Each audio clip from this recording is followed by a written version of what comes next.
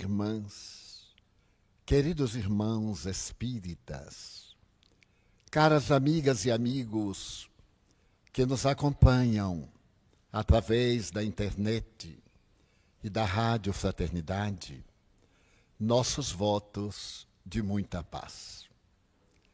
Continuo pedindo desculpas por quebrar o protocolo e pronunciar o tema sentado. Sucede que a vida moderna exige que alcancemos a postura de colunista.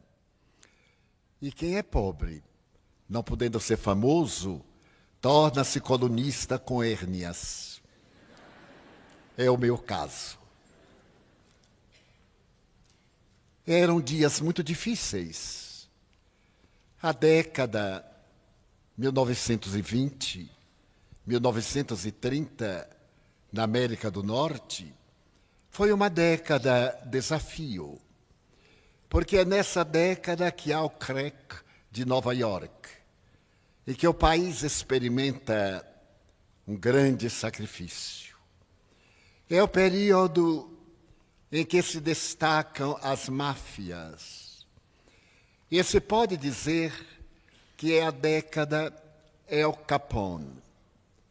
Esse homem italiano inverteu a ordem de valores no lado leste norte-americano. Mais tarde, as suas garras transferem-se para o oeste e ele se torna um poderoso desafio para as leis do país. Perto de Nova York e de Chicago, um homem trabalhador das leis do direito fascina-se com a necessidade da justiça. Mas ele se transfere para Chicago. E em Chicago, sendo um advogado modesto, não teve oportunidade de alcançar a celebridade. Ouviu falar de El Capone e terminou por ser a ele apresentado, tornando-se amigo. Em breve, se podia dizer que ele era a sombra do bandido mafioso. Era um homem de caráter, ele pensava, e portador de um grande conhecimento de leis. A situação foi ficando cada vez mais difícil, porque os crimes praticados pelo mafioso não tinham como levá-lo ao cárcere. Os seus advogados eram muito hábeis, mas ocorreu nessa oportunidade o célebre dia de São Valentim, o dia dos namorados, a matança perversa que abalou o mundo na tradicional luta dos dominadores das máfias. A vida continuava próspera e em Chicago, El Capone era odiado, era venerado. Todos os negociantes detestavam-no, porque eram obrigados a pagar uma taxa de proteção contra ele próprio, porque aqueles que não pagavam tinham seus negócios detonados. E o seu advogado encontrava sempre a maneira hábil de realizar um caixa 2. Na cultura norte-americana, não pagar o imposto de renda é um crime muito grave. Chega-se a dizer que talvez o homicida consiga a liberdade, mas aquele que seja surpreendido pelo imposto de renda, para ele não há salvação. E as contas apresentadas pelo mafioso estavam religiosamente dentro da lei. Graças a esse homem, Edward O'Hare, Edward O'Hare era católico, era muito devoto da mãe de Jesus. Tornou-se pai havia algum tempo e, de repente, ele começou a pensar no filho. Qual a herança que ia deixar para o seu filho? A mansão que ocupava uma quadra na cidade de Chicago, dinheiro incontável, talvez até prestígio social, porém, uma mácula. Ele era filho do homem que cuidava dos negócios do bandido. Portanto, bandido e criminoso também. Na consciência de Edward, era necessário pensar no filho sob um outro aspecto. A paternidade, para ele que era católico, a família eram muito significativos. E certo dia de reflexão, ele pensou em mudar de vida. Mas para mudar de vida, ia correr o risco de perdê-la. E talvez a do próprio filho. Mas havia no seu mundo íntimo alguma coisa que pedia para que ele fizesse justiça. Sucediam-se os crimes. Havia sido apresentada a lei seca contra bebidas alcoólicas.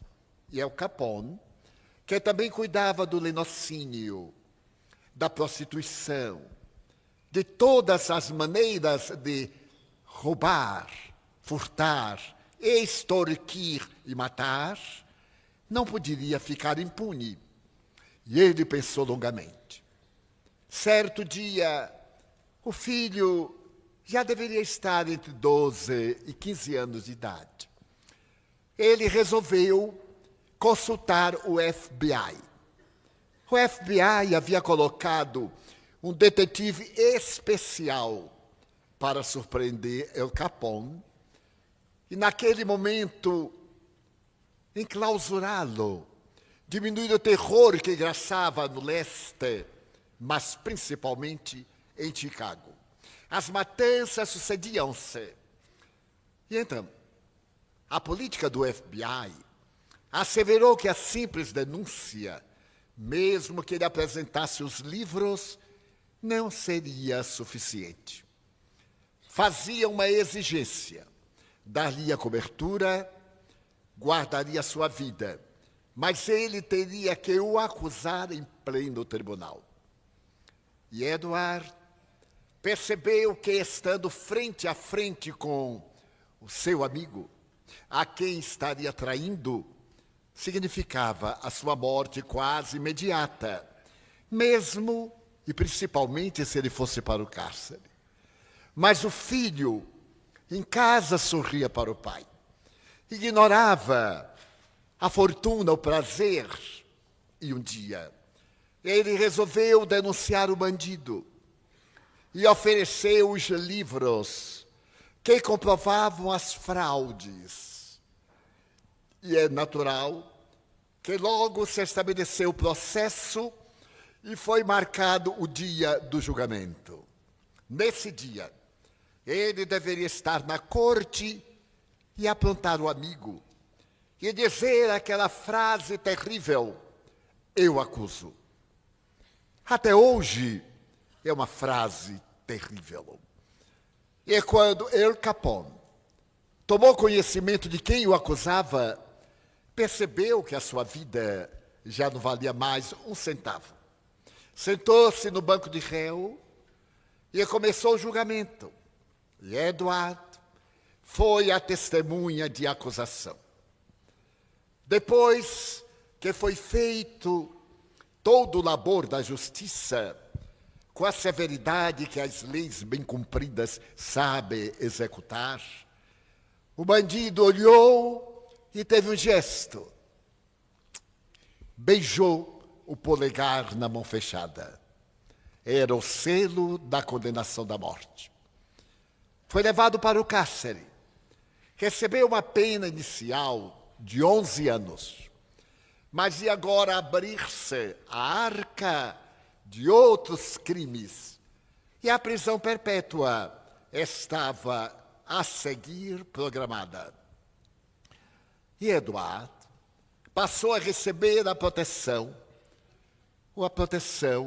que o país dá ao seu membro. Uma semana depois, ele foi metralhado. E a polícia encontrou na sua roupa um terço católico, uma efígie fotografada da mãe de Jesus, alguns dólares, a sua carteira e o nome do filho. Passam-se os anos. Al Capone adoece. É retirado do cárcere para cuidar da doença terrível que o vitima. Era sífilis. A sífilis atacou-lhe o cérebro. Ele perdeu o senso da razão e desencarnou, absolutamente louco. Mas o jovem Edward O'Rea, carinhosamente chamado Butch, estava no ano de 1942 servindo as Forças Armadas norte-americanas. Os Estados Unidos haviam entrado na guerra depois da tragédia de Pearl Harbor, quando os japoneses atacaram essa base americana de surpresa, no mesmo momento que o seu embaixador em Washington firmava a paz e saía do Senado, olhava o relógio. Naquela hora de surpresa, Pearl Harbor estava sendo destruída. O número de mortos, a base de aviação, a segurança do Oceano Pacífico caía nas mãos dos japoneses. E o tio Sam chamava os seus filhos para o que foi uma guerra dolorosa. Mais tarde, um jovem que estava no comando de uma aeronave seguia em caravana para Tóquio. Repetiam-se os bombardeios da capital do Império do Sol Nascente. A distância era grande e a esquadra avançava, quando de repente o jovem olha para o tanque de gasolina e percebe que ele não foi enchido outra vez. Estava menos da vontade, da metade. A gasolina não dava para ele chegar a Tóquio, muito menos para voltar. Ele ficou alarmado, comunicou ao chefe da equipe e então teve o direito de voltar à base, que era um grande transatlântico porta-aviões. Ele retorna a Sós e quando estava próximo daquele verdadeiro aeroporto flutuante, ele percebe que 9 aviões Zero das forças japonesas dirigiam-se exatamente para a base, para destruírem o navio e, naturalmente, a cidade, a ilha. Os aviões celebrizaram-se por causa do harakiri, do suicídio.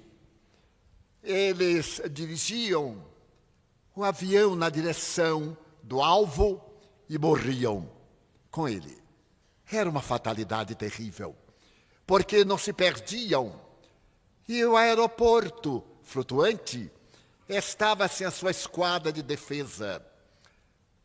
As armas antiaéreas já começavam a detonar, mas não alcançavam os aviões. Então, a sós, o jovem piloto começou a pensar. Ele podia fazer alguma coisa, mas a gasolina não dava. Ele estava entre a vida e a morte, de qualquer forma, a morte. Ele optou por enfrentar a esquadra japonesa. Em um grande loop, ele conseguiu derrubar um avião Zero. Ligou a câmera cinematográfica para a filmagem e derrubou uma segunda nave aérea. uma terceira, uma quinta. Os 4 bateram em retirada. E ele desceu.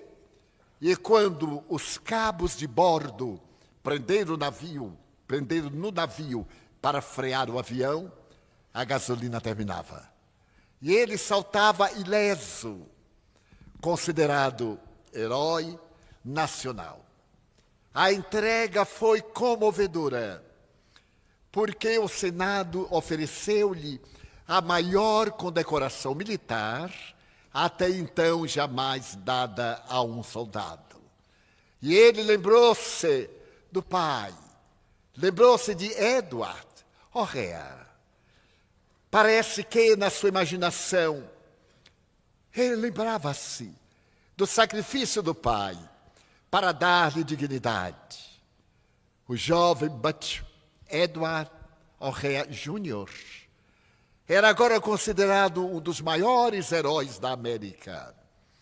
Voltou ao campo de batalha e 2 anos depois, em uma batalha aérea, ele foi derrubado e morreu. E hoje, o notável aeroporto de Chicago, um dos maiores do mundo, é dedicado ao jovem O'Hare. E ali está a sua estátua e a sua linda história de salvador da pátria americana. Mas ele deve isso, acima de tudo, à família, ao seu pai, à abnegação e coragem para ser um modelo depois de haver caminhado pelos corredores do crime. Porque a família é a base fundamental da sociedade. A palavra família vem do latim famulus, que significa servo. Fâmulo em português, empregado, serviçal. Na cultura romana, desde quando os pântanos do Lácio, na velha tradição lendária de Rômulo e Remo, alimentado por uma loba, havia se tornado um refúgio de criminosos. Todos aqueles que estavam de mal com a justiça, nas diversas cidades, homiziavam-se nos pantanais daquela região, denominada Roma, em homenagem ao seu mitológico fundador. E quando se fez uma população masculina muito grande, compreendeu-se que era impossível na vida normal. E próxima havia uma civilização próspera, a Sabínia. E esses bandidos reuniram-se e foram lutar contra os sabinos, roubando-lhes as mulheres e levando-as em sujeição para Roma. É dessa maneira algo arbitrária que começa a história do Império Romano, mais ou menos 650 a.C. E Roma se torna o maior império em quantidade de terreno e em qualidade de governança do mundo em todos os tempos. O sol nunca se escondia, estava sempre brilhando sobre o solo de Roma. E oportunamente, pouco antes de Jesus nascer, o imperador Otaviano, o Justo, muitas vezes no fórum da cidade, na sua tribuna de ouro, ouvia emocionado Virgílio, o poeta, declamar estes versos: Ó sol fecundo, que diariamente abres e fechas o dia, que não vejas nada mais belo no teu perpassar do que Roma. Era a história grandiosa desse povo, cujo império esteve em paz em 2 vezes. Antes um pouco, e naquele período em que o templo da deusa Vitória permaneceu aberto, porque sempre Roma estava em guerra. Foi no período de Augusto, exatamente nesse período, que os céus celebravam o noivado sobre a terra, período em que nasceu Jesus. Temos a impressão de que não se reencarnam generais, conquistadores, Júlio César, aqueles notáveis, Aníbal cartaginês, aqueles que conquistaram o mundo de então, cederam lugar a poetas, a filósofos, Tito Livio, Mecenas, Vigílio, Salústio, cantando as glórias da poesia. E o império de Otaviano foi um império de paz. E nasce Jesus. Até então, o que havia era o clã. O marido, o pai, a mulher, a descendência. E os servidores que faziam parte do clã, o fâmulo, a família. Era uma família artificialmente constituída. E as leis iniciais, ainda em formação, estabeleceram um dos primeiros códigos, que o terreno onde era inumado um cadáver pertencia à família. Então esse terreno era sagrado, pertencia ao clã. É daí que vai partir, mais tarde, na República, as primeiras leis. E as leis romanas irão servir de modelo para, especialmente, no passado, a Espanha, suas colônias, Portugal, as suas colônias para o Brasil. A família, então, passou a ser diferentemente considerada quando surge o cristianismo. A consanguinidade, a união de parceiros, a vinculação, constitui o grupo responsável. E nós vamos ver em Roma, por exemplo, a Casa Júlia, a família Júlia. Vamos ver na história as casas imperiais e a sua descendência, os Bourbons, os Capetas e etc. Nós vamos verificar que essa organização é uma representação da sociedade. A pequena família é a célula social. Esta célula é a base da estrutura da denominada domus, do lar. Daí, quando Nero manda construir a sua grande residência, ele dá-lhe o nome de Domus Aurea. Ele faz como se fosse uma montanha próxima do foro, para ter impossibilidade de ser alcançado. E dentro, a Domus Aurea, a sua residência, a sua casa, o seu lar de ouro. A família, então, passou a ser considerada. Até há pouco, as mães quase nunca conviviam com os filhos. Eram as nutrizas, as amas, que se encarregavam de nutrir, de educar. E é com a queda da Grécia, são trazidos para Roma os pedagogos, os filósofos, os pensadores. Roma começa a pensar, e a filosofia greco-romana permanecerá para sempre como diretriz de segurança para todo o Ocidente. Mas agora, chegando ao período de Adriano, mais ou menos do século III para o IV, ele estabelece as leis que vão formar as escolas públicas, a educação, como fundamental.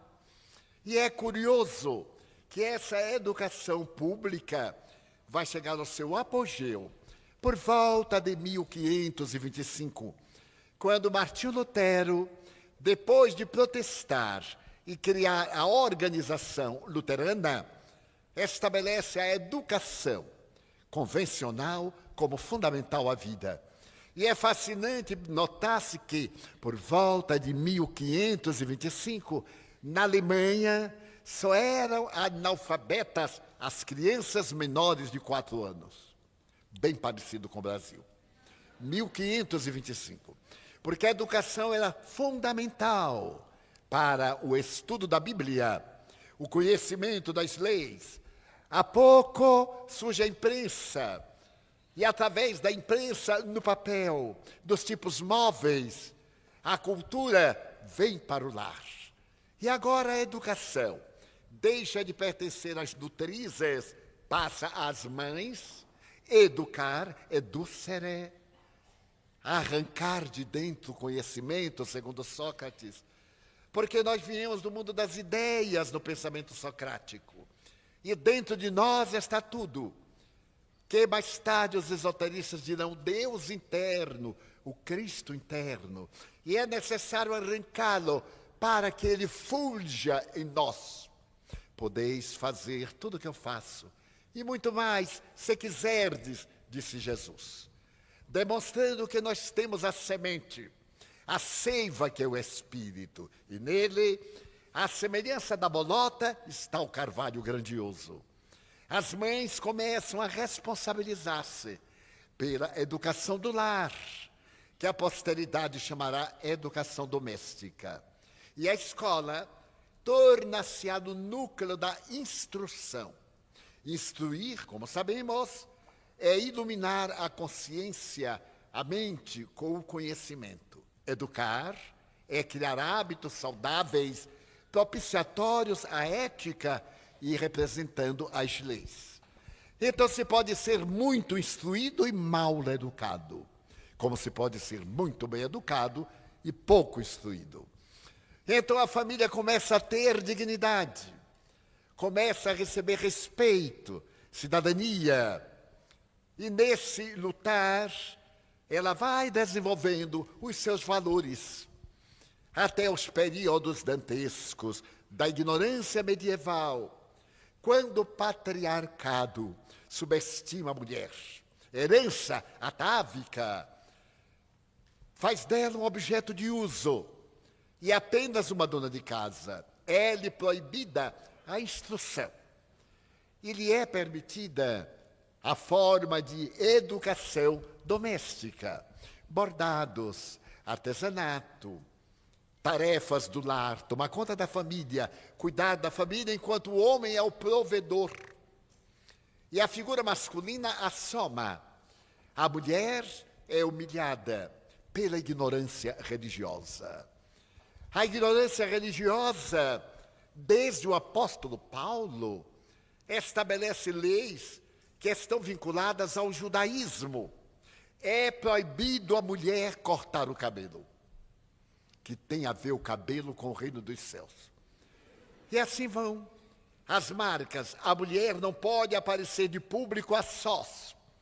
Terá que ser acompanhada pelo marido, por um membro da família. A mulher nunca pode ir ao lado do esposo, mas sim alguns passos atrás. Até 10 passos atrás. Era o cachorrinho poodle, que agora vai carregado no colo das melhores senhoras. Mas vem então o pensamento de renovação humana. Vem o espírito de Joana d'Arc. E essa menina de 16 anos abala o mundo com as suas visões. Salva a humanidade da guerra dos 100 anos. A guerra lamentável entre a França e a Inglaterra.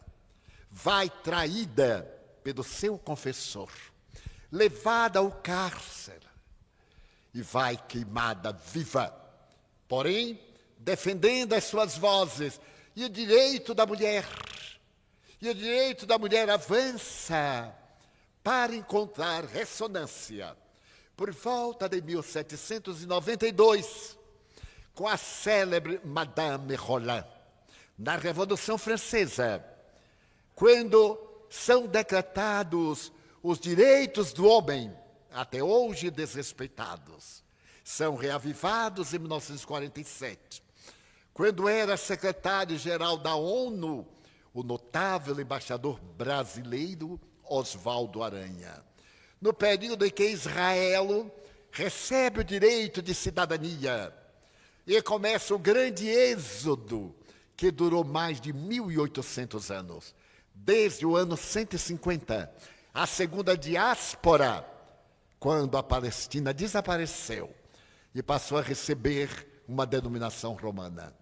Então, o êxodo comunica uma emoção muito grande à humanidade. Uma película cinematográfica contribuiu para que o mundo sentisse a dor da Palestina judia, da Palestina árabe, dos povos que vêm desde os primórdios em lutas terríveis até hoje. Mas a mulher vai lutando e há pouco é vítima de um golpe terrível. No dia 18 de abril, há um século, em Manhattan, 150 costureiras que trabalhavam 16 horas por dia fazem um protesto público e saem pelas ruas de Manhattan com cartazes pedindo a diminuição das horas de trabalho. A polícia convocada, montada, as empurra ao barracão de madeira, vedam portas e janelas e queimam-nas vivas.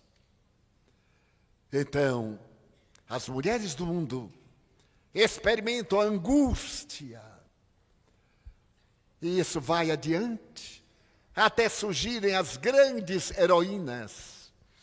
Quem poderia esquecer no Brasil desses espíritos indomáveis de Maria Quitéria, baiana, de São José das Itapororocas, perto de Salvador.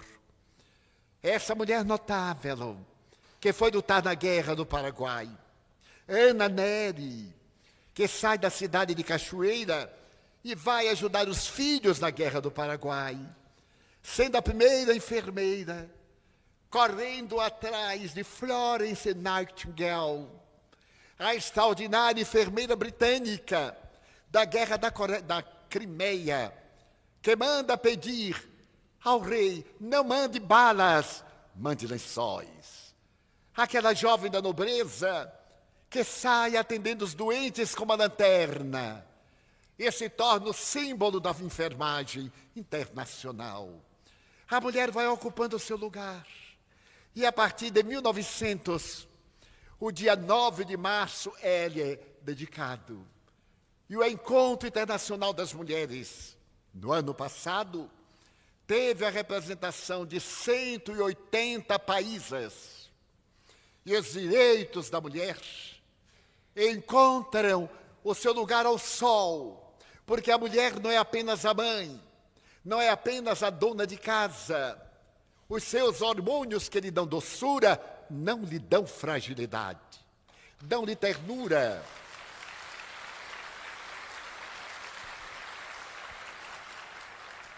E essa ternura dela faz um símbolo de estoicismo. Todos devemos a nossas mães, mesmo aquelas que não souberam corresponder ao mandato, devemos a vida, as noites insones, as febrícolas terríveis da primeira infância. O leite, mesmo leite negado, como dizia Buda, mesmo que não haja sido uma boa mãe, deu-nos a oportunidade de viver, porque poderia ter abortado, cometido um crime muito pior. E hoje, a mulher desfruta dos direitos graças a Madame Roland, que teve a cabeça decepada. Essa revolucionária que veio do interior da França para gritar: libertar, fraternité, liberté, fraternité, égalité. E olhando a multidão que estava diante da guilhotina, ela contemplou aqueles rostos desvairados e deu um grito que é uma chave de liberdade. Oh, liberdade, liberdade! Quantos crimes se cometem em teu nome? A lâmina desceu, decepou-lhe a cabeça, o tronco caiu, mas Madame Roland é um símbolo da coragem da mulher. Mas a mulher que saiu do matriarcado e que invejava os direitos do homem, passou a invejar também os vícios, a fraqueza moral, a debilidade das glândulas genésicas, e se empolgou com a libertação do direito ao voto, adquirido no século passado, com muita dificuldade. ela começou a crescer e com respeito à consideração que nos merecem todas as mulheres, começa hoje a derrapar, já não na liberdade, mas na libertinagem. Hoje, em muitos países, a maioria da população feminina é alcoólica. Na Espanha, as mulheres são mais tabagistas do que os homens. A questão do equilíbrio moral, do sexo, que é revestido de pudor, essa intimidade exige determinadas emoções, não apenas o desejo da libido, mas a emoção da ternura, da grandeza. Desceu aos desvãos do barzinho. Não é uma crítica, é uma análise sociológica do barzinho e da escolha do parceiro, atormentada pela libertinagem, que é graça em toda parte e que algumas religiões silenciam e muitos corações espíritas também calam, porque têm medo de pregar a doutrina do Cristo dentro das linhas básicas da moralidade, admitindo que o sexo é o direito que a criança tem a partir dos 5 anos, olvidando que nessa idade a fisiologia nos irá dizer, através da aparelhagem genésica, nós não temos sexo. Temos aparelho excretor, porque as nossas glândulas ainda não produzem os hormônios que representam a reprodução animal. Então, atormentados por leis indignas, por pessoas ateístas, cuja base é indignificar o cristianismo. Leia-se Marx. 3 itens. O cristianismo é inimigo nosso, disse o pai do marxismo. A moral perturba-nos.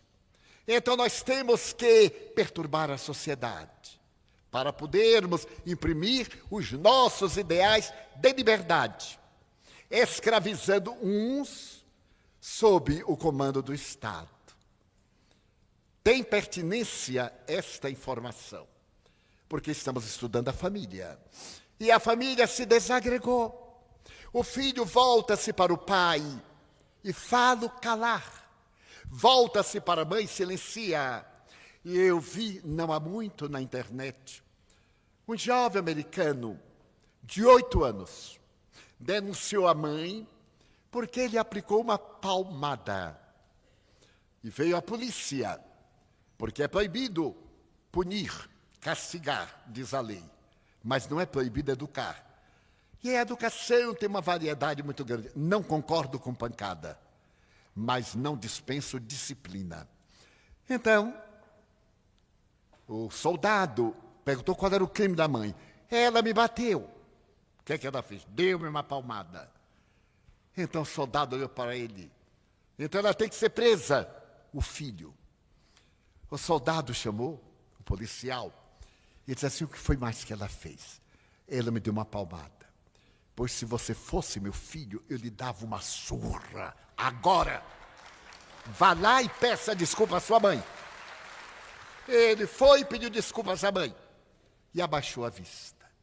É lógico que essa disciplina punitiva não está dentro dos padrões da ética, porque a maior autoridade é moral. Na Mansão do Caminho, onde educamos 676 crianças, eu nunca apliquei um golpe. Bem, um beliscão sempre. Porque beliscão é uma tentação do demônio. A gente pega no braço e quando menos espera, tosse. Sem querer. E também a criança passa correndo e vai assim, segura na orelha, segura. E puxa. E a criança vem dançando pas de deux, vem no balé. Nunca. E bastava que eu olhasse para ele ou ela e risse. E olhava assim e fazia, qual é o problema, meu filho? E ria. Ele já sabia que era não. Porque o educamos. Se nós conseguimos educar pulga, elefante, porque não podemos educar gente, a não ser nos casos patológicos. Disse Emmanuel, na área da educação, amor e disciplina. Porque amor não é conivência com os erros. E os pais devem educar o filho para que a polícia não tenha que o surrar. Porque aquilo que nós não damos em casa, a polícia vai dar no cárcere. A educação é o estabelecimento de hábitos saudáveis. E esses hábitos saudáveis, nós podemos criá-los. E lhes digo com a experiência de 60 anos de escola primária, porque eu sou professor primário. Bem, mas eu tenho outro título. Eu sou também formado em datilografia. E desta forma, o amor tem 1000 maneiras. Nunca puni. Raramente eu dizia não. Eu perguntava, você merece? Não, tio. Bom, você então está dizendo que não pode ir. Porque para mim é indiferente. E era apenas tio. E hoje, com filhos de 65 anos, eles chegam, bença tio. E eu lhes digo, Deus te dê juízo e vergonha. Que nunca são demais. Quero dizer que chegamos ao extremo de amar nosso filho e vê-lo cometer arbitrariedade e não dizer nada, para ele não ter conflito. Meu pai me deu tantas surras, porque na Bahia existe muito cipó, chamado cipó caboclo. Arde e não deixa marca. E então, muitas vezes, meu pai fez terapia de 5 minutos, e nenhum de nós 13 teve qualquer conflito. Todos o amávamos, porque ele dizia, você está me obrigando a lhe aplicar uma sova, meu filho. Eu não gosto de bater. Mas o cão, quando desobedece, o gato, quando ele leva imundícia assada, esfregamos o focinho e ele nunca mais. Pelo instinto. Então, como você não compreende pela razão, um chicotezinho ajuda, não ajuda, gente? Ajuda, pai. E aí amenizava. E tinha terapia. Claro que eu não concordo, mas quero dar uma ideia de nós olharmos, como eu vejo, uma criança desacatar a mãe. Ela diz assim, não posso. Vem pedir socorro para o filhinho de 4 anos, que ela não aguenta mais. Eu digo, como não aguenta mais? Ah, porque ele chora, porque ele xinga. Se ele xinga, é porque ele aprendeu em casa. É do alto que vem o exemplo. A senhora xinga. De vez em quando meu marido diz alguma coisa, pois é, tem que botar uma mordaça na boca dele, para a criança não aprender. Então, o lar, a família, é a escola das almas no processo de iluminação. Nós teremos que amar, porém disciplinar. Nem tudo o que podemos, devemos fazer. Nem tudo o que devemos, podemos fazer. Então, surge uma família desagregada. Contou-me um amigo muito querido, que ele acordou um dia pela manhã e viu um rapaz sentado à sua mesa. Ele ficou surpreso, porque ele não conhecia o rapaz. Então veio a neta e disse, vovô, eu quero lhe apresentar meu namorado. Ele disse assim, pois não. Mas que horas ele chegou? Ontem de noite. Mas ontem de noite, aonde? Ele dormiu aqui comigo. Dormiu com você. Na minha casa. Ele dormiu com você. Você pediu licença, minha filha? Não, papai, não é preciso. Está enganada. Não, vovô, está enganado. Porque enquanto eu tiver a despesa com a sua dignidade, eu tenho responsabilidade por ela. E eu vou pedir ao rapaz para fazer o favor de ir embora. Porque ele aqui não é bem-vindo à família. É seu namorado? Da porta para fora você namora. Quanto tempo tem de namoro? 1 semana, papai. Então você está transformando a minha casa num bordel. E ele me disse chorando, Edivaldo, o que é isso? Porque um outro pai me disse, Edivaldo, eu tenho que deixar, porque senão vai para um bordel. Eu digo, então, não vai para um bordel, faz da sua casa um bordel. Porque hoje é um namoradinho que engravida. Depois de 15 dias é outro namoradinho. Daqui a 6 meses é outro namoradinho. Daqui a 1 ano é um namoradão. E a sua casa é o quê? Então são itens da dignidade, do respeito. Por que uma garota de 16 anos tem que levar o namorado para casa? Qual é este impulso? Qual é esta necessidade biológica? Não tem necessidade. Bem, mas não sou eu. São os sexólogos. Eles dizem que o clima tropical desenvolve muito a faculdade genésica a partir dos 12, 13 anos. Mas também as nossas tendências negativas emergem e nós educamos.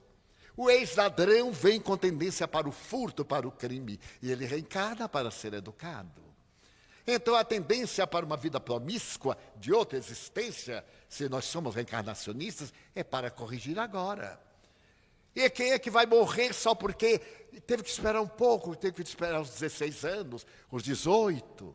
Então, varia de parceiro, mas não encontra o amor. Permanece sedento.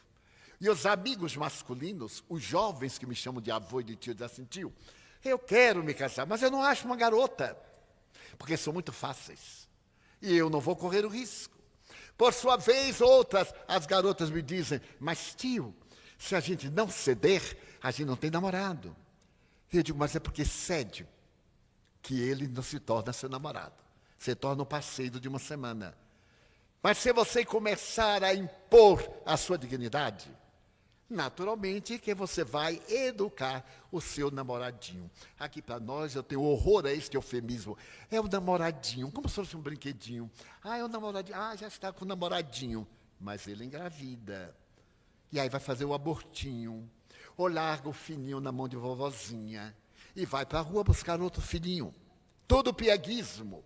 E vai desencarnar, levando vício. Porque a nossa visão espírita tem a ver com o nosso futuro espiritual, a imortalidade.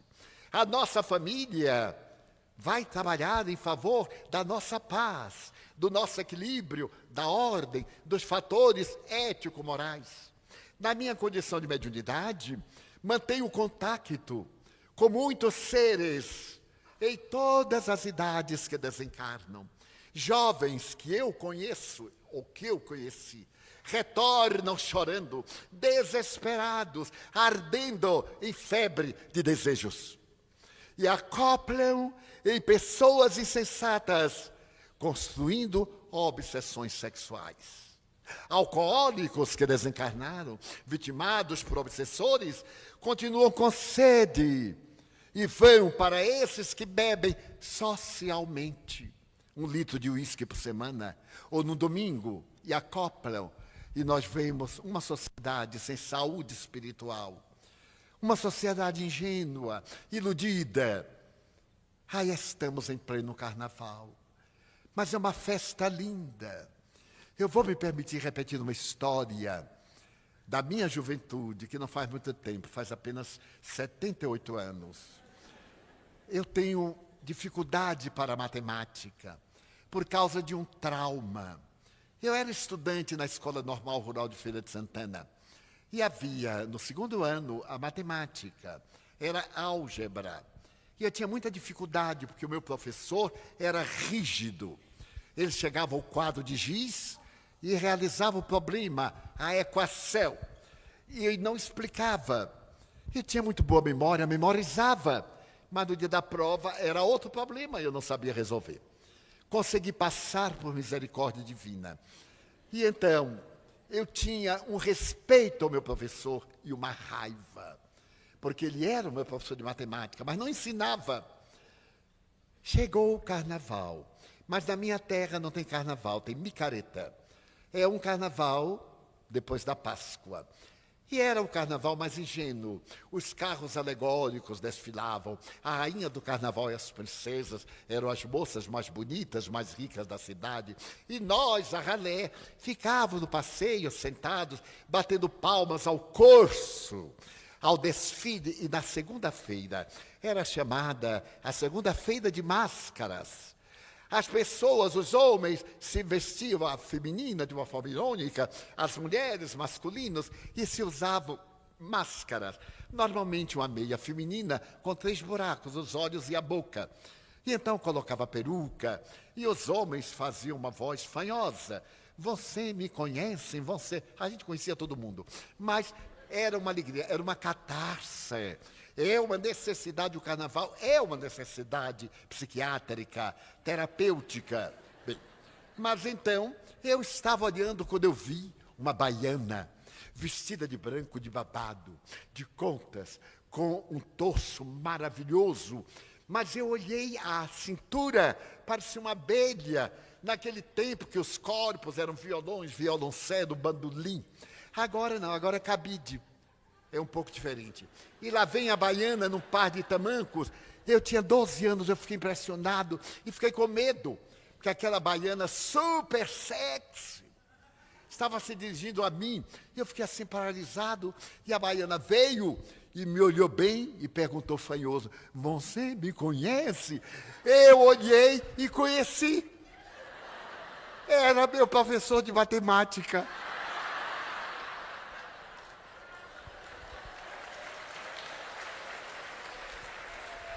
No dia seguinte, quarta-feira de cinza, 14 horas, matemática. Aí entra meu professor, fantasiado de homem, gravata, paletó e a cara enfesada. Eu digo: ai, meu Deus, a baiana está mascarada. Eram tempos diferentes, é claro, nenhum preconceito, nenhum. Estou narrando uma experiência. Para também não dizer que eu sou contra isso, não sou contra nada. Sou a favor de Jesus Cristo, nada mais. Então, não aprendi matemática. Vou até equação de 2º grau, porque de vez em quando eu repasso, eu não quero ser tão estúpido que não saiba fazer uma equação.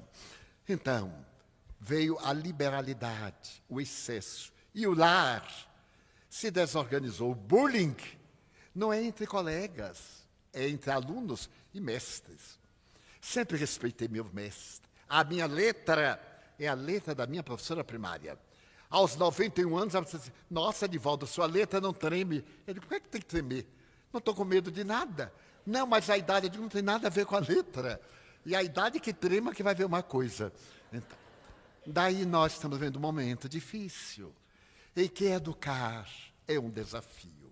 Precisamos de amar nossos filhos. Muitas vezes, os meus filhos adotivos. E eu registrei 3 como filhos biológicos. Afrodescendentes da lata de lixo. Dei-lhes o meu nome, Pereira Franco, que não é uma grande coisa. Mas, pelo menos, é pai e mãe. A mãe, Alta de Souza. E aconteceu algo desastroso. Quando veio o 2º filho... E eu fui registrar, que foi muito interessante. O notário era um daqueles velhotes que usavam o óculos aqui na ponta do nariz. Ele me olhou por cima na primeira vez e perguntou: primeiro filho? É o primeiro filho. Como é o nome? Jaguaraçu Pereira Franco. Pai, Divaldo Pereira Franco. Mãe, não tem mãe.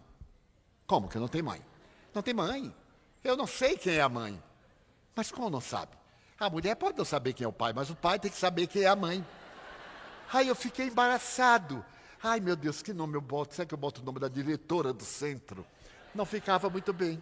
Então eu vi andando um espírito moreno, jovenzinha, melancólica. Chegou junto de mim e disse: Edivaldo, eu sou Alta de Souza, a poetisa potiguar. Eu nasci no Rio Grande do Norte. Desencarnei em 1901, tuberculosa. Pode botar meu nome. Eu aí botei. Eu sorri para o notário, às vezes estou brincando. A mãe dele chama-se Alta de Souza. Aí o velhote me olhou: e qual é a cor do menino? Eu digo: ele, naquele tempo, podíamos dizer, ele é negro. Ah, ele é negro. E Alta de Souza, o que é sua? Eu digo: a minha parceira, o que é ela? Porque cada um tem a parceira que merece, a minha era desencarnada. Mas daí a pouco eu acho outra criança na lata de lixo. Corri e fui registrar. O notário me olhou e disse, mas você nem é aquele que esteve aqui, é? Quanto tempo tem que você teve o filho? 7 meses. E já tem outro. E a mãe? Eu sou espírita, é a mesma.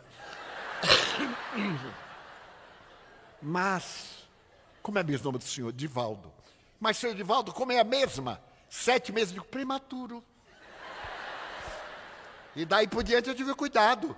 A outra filha só veio daí há 3 anos. Mas todos eles conhecem a origem. E eu lhes disse, sua mãe lhes amou tanto, que colocou à nossa porta, porque sabia que nós íamos lhe dar uma educação que ela não pode. Ame sua mãe. E todos amam-nas. Hoje 2 deles estão no além. E um deles era tão meu filho, era proibido por lei, era tão meu filho, que eu tive uma cardiopatia muito grande. E ele, ao completar 40 anos, teve a cardiopatia e morreu. Era uma cardiopatia de natureza psíquica. O segundo teve uma problemática respiratória. Eu tive uma problemática de asma por longo tempo e uma problemática respiratória até hoje. Resultado de uma existência no século XVIII em que me suicidei. Então a família é isso, e até hoje esses filhos estão na mansão do caminho. Tio, o que é que quer de mim? Tio, tem que chamar fulano. Olha, tio, Beltrano está fumando, hein? Eu digo, manda Beltrano vir aqui. Chega aquele homenzarrão, eu digo, eu soube que o senhor está fumando. Não, tio, eu digo, não minta para mim. Curioso, é a família, é o amor.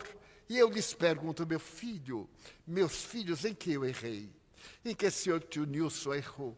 Nós éramos 2 jovens, eu com 19 anos, ele com 22. Aprendemos porque toda vez que nós tínhamos um problema, nós perguntávamos ao amor. Que faria Jesus em nosso lugar? Então, o Evangelho conta que ele estava divulgando a mensagem e a multidão estava repletando a casa, quando Maria, sua mãe, que não entendia da sua missão, como diz Kardec, ela não entendia, não sabia da grandeza do filho, era uma mãe, sabendo que ele estava perseguido pelos fariseus, ela levou os irmãos dele por parte de José, que era viúvo e teve filhos, para evitar que ele viesse sofrer.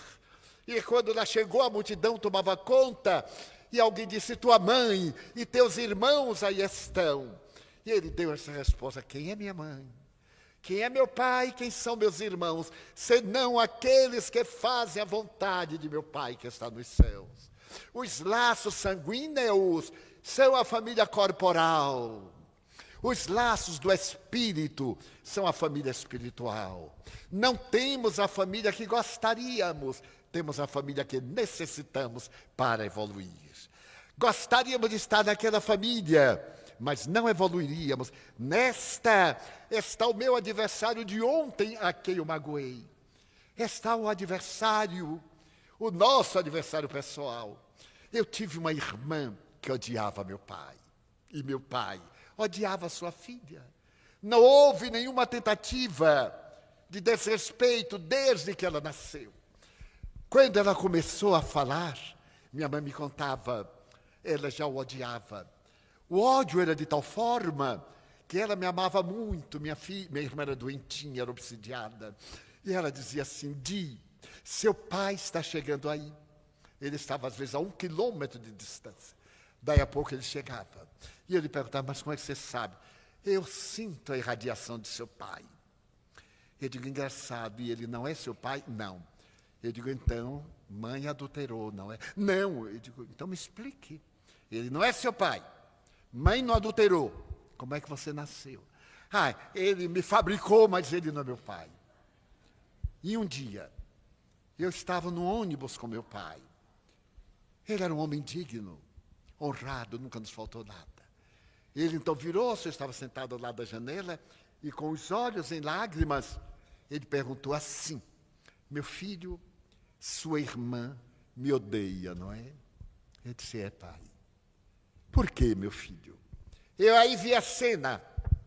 Eu vi o casba de Argel, a prostituição, a união deles, ele assassinando-a no bordel onde estavam. Mas eu não lhe disse. Coloquei a mão no ombro e disse assim: pai, eu não sei. É coisa da reencarnação. O senhor é que tem que se aproximar dela. Não posso, meu filho. Eu a odeio. E não abandono lá por causa de sua mãe. Eu disse: mas não pode, pai. Eu prego a doutrina de Jesus. E não gostaria que os meus irmãos de doutrina dissessem nem ao pai. Ele conseguiu converter. Então pense nela como uma doente. Tenha compaixão. E ele foi chorando, e eu também. Porque é muito bom dar conselhos amargos para os outros. Difícil é beber a substância ácida. Fui lhe falando com dor. E quando ele estava morrendo nos meus braços, eu parei e fui chamá-la. Ele disse: é o seu momento. Vai transferir para outra reencarnação. Você me quer bem? Ela disse: ainda não me matei por sua causa. Eu digo: não se matou porque é crime. Então vamos lá, vai pedir perdão a pai. Você fica ao meu lado? Fico. Então, ela veio, eles estavam ultimando. Eu disse assim: vou deixar vocês dois juntos, porque tem muito o que falar. Aí meu pai me olhou e disse: não saia. Então ela olhou bem para ele, e ele falou, nos últimos minutos: minha filha, me perdoe. Eu não sei porquê, minha filha. Você é minha filha. Você me perdoa? Ela começou a gritar. Dobrou-se sobre ele morrendo e disse: pai, me perdoe, pai. Eu não sei porque eu fiz assim. Me perdoe. Então eu vi o espírito mentor dele abençoar. Porque a mágoa, a dor foi diluída. E ele olhou para mim, pegou na minha mão e disse: meu filho, me perdoe pelas surras que eu lhe dei. Disse: pai, a gente só perdoa quando tem mágoa. E o senhor foi o mais belo pai que eu conheci. O melhor chefe de família que eu conheci. O senhor me deu paz, porque nosso lar era um laboratório de química familiar. E as últimas palavras de meu pai foram essas: meu filho, eu vou continuar a viver, vai. Seus filhos que foram antes estão esperando para lhe agradecer. Ele cerrou os olhos e minha irmã teve um surto. Entrou a gritar, eu deixei. Então ela ficou gritando, puxando os cabelos, eu deixei. Em outro momento eu abracei-a e disse: minha filha, já passou, foi ontem. Você não tinha raiva dele. Você tinha saudade. Às vezes nós confundimos a saudade. Irmãos queridos e irmãs amadas, a família é o nosso santuário. Coloquemos Jesus em nosso lar, através do estudo do Evangelho, uma vez por semana. Se os filhos não participarem, não criem problema. Eu conheço muitos amigos que fazem o culto do lar de um homem só. A esposa se opõe, todos se opõem. Ele senta à mesa, uma vez por semana, no mesmo horário, abre o Evangelho, lê alto, para que as entidades ouçam. Elas necessitam do fluido animal, porque são tão primitivas que não ouvem os espíritos. Estão em ondas diferentes. É uma pena não ter tempo para explicar isto. Mas elas nos ouvem, nos veem, nos sentem. As nossas energias animais, o fluido animal, nutrem-se, vitalizam-nos, roubam-nos energias. Então levemos para o nosso lar. E queria dizer aqui, ainda tem a sua mãe, no corpo, mesmo que um pouco complicada, que deixou algumas marcas. Faça um telefonemazinho hoje. E diga: olá, velhota, como vai? E diga para o pai: ué, você ainda está vivo? Mas você não morre nunca. Se mora junto. Diga assim, muito obrigado, porque nós só valorizamos depois que eles viajam. E a minha mãe, na hora que estava morrendo, disse, Di, nunca eu te abandonarei, meu filho. Tu não és casado, tu não tens mais ninguém, só tua irmã. Foi a última, a minha irmã doente. Ela me adorava e eu a ela. Também morreu nos meus braços. Então, meu filho, assim que eu despertar, eu voltarei para estar contigo.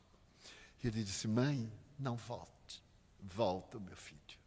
Não discuta com sua mãe na hora da morte. A velhinha era terrível. Eu calei e ela desencarnou. Eu a vi sair do corpo, meus irmãos. São os extremos primeiro. Não tem nada de fio umbilical. É o centro coronário. É a epífise. É o último laço. Os espíritos esgarçam como algodão e rompe. Então o espírito no além cambaleia, porque entra em uma outra gravidade. Me refiro a uma desencarnação normal de um ser equilibrado. Então eles equilibram na atmosfera. E quando ela foi equilibrada, Joana lhe disse, Ana, lembra do burrinho de São Francisco? Porque São Francisco era o nosso exemplo. Eu contava para ela as histórias de São Francisco. Dizia que o corpo era um burrinho que nos carregou. E então, Joana disse, agradeça. Ela morreu de acromegalia. Os ossos da cabeça cresceram. Nunca teve uma empregada doméstica. Lavava, cozinhava, tecia para nós. E então, naquele momento, ela abriu os olhos e me viu. Ela disse, meu filho, Di, é verdade? É, mãe. Aí as lágrimas me vinham, porque o espírito é um ser humano, ele chora de saudade. Se alguém disser, não chore, chore. Porque cada um de nós é que sabe o tamanho da dor. Não é permitido é reclamar, blasfemar, mas sentir saudade. Aí ela disse, meu filho, você está me vendo? Eu digo, estou, mãe. Eu vou voltar para tomar conta de você. Ela morreu em 18 de fevereiro de 1952. Ela me aparece diariamente, principalmente quando eu estou viajando. E quando vou me deitar triste, dorido ou magoado, solitário ou alegre, ela me aparece com os 2 olhos verdes e me pergunta, Di, já orou? Eu digo, mãe, meu dia foi uma prece. Ore, meu filho, porque você não sabe se vai acordar. E quando eu desperto, olha ela, Di, já orou? Eu digo, mãe, eu estou chegando agora. Ore, meu filho, porque você vai viajar na carruagem do sol e não sabe se chega o crepúsculo. Ó mães, ó pais da imortalidade, ó família, que Deus abençoe, mas que nós tenhamos a coragem de dizer, quem é minha mãe, quem é meu pai, ante o chamado do Mestre, para servi-lo sempre e mais. Ó Senhor, nós te queremos dar a nossa vida e perguntemos, quem é capaz de impedir que vamos até ti? Muito obrigado, Senhor, porque nos deste o discernimento dos imortais para amar e amar, porque somente no amor é que nós encontramos a seiva da vida. Como terminou ontem, Juan, a sua palestra, o amor é a alma da vida, e a vida é a alma do amor. Família é Edward O'Hare. É exatamente sacrificarmos-nos, os pais, os educadores, para que os nossos filhos sejam felizes. Muito obrigado.